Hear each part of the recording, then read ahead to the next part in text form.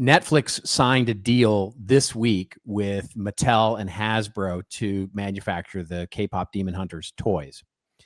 Now, here's the thing. They went to those, they shopped this before the show came out, and nobody cared. Like, nobody signed up. Okay. And they basically talk about, Netflix basically says, look, there was nobody wanted this before we started. And the problem is that they have now introduced this, which is lovely and wonderful, and they're going to make a giant pile of money, basically, probably from this in the short term.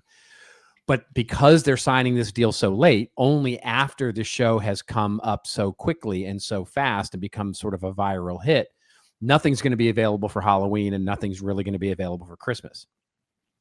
So they can't take advantage of the virality of the content with the toys and the manufacturing, because basically the toy manufacturers and the entire market basically was unwilling to take a bet. And interestingly enough, from my perspective, is that it looks like to me Netflix wasn't really willing to take a bet on this either, because they could have funded this. They could have funded sort of the manufacturer. They could have basically ponied up the dollars and had, basically hired Hasbro or Mattel to make the toys.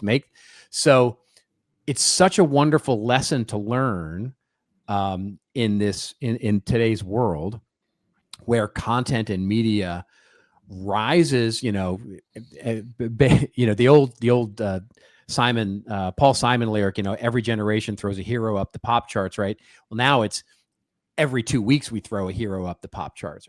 And the rise of these kinds of media properties, how quickly they rise, is a new challenge for monetization in terms of product and manufacturing. Because even though product, development and manufacturing have been completely exponentially sped up, they're still not at the speed of which media operates these days and content operates these days. So there's such a great lesson to be learned here about what the future of licensing and productization of media properties looks like, because in order to take advantage of this very short half-life, because who knows, by spring next year, KPop Demon Hunters is, who cares about KPop Demon Hunters anymore, right? Maybe it lasts, probably won't. There will be something new. And I just think it's a fascinating, I'm not sure whether it's a winner or a loser here.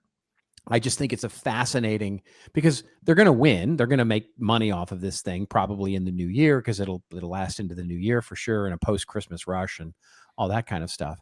Yeah. But did they miss the boat is the interesting question here. I just think it's fascinating.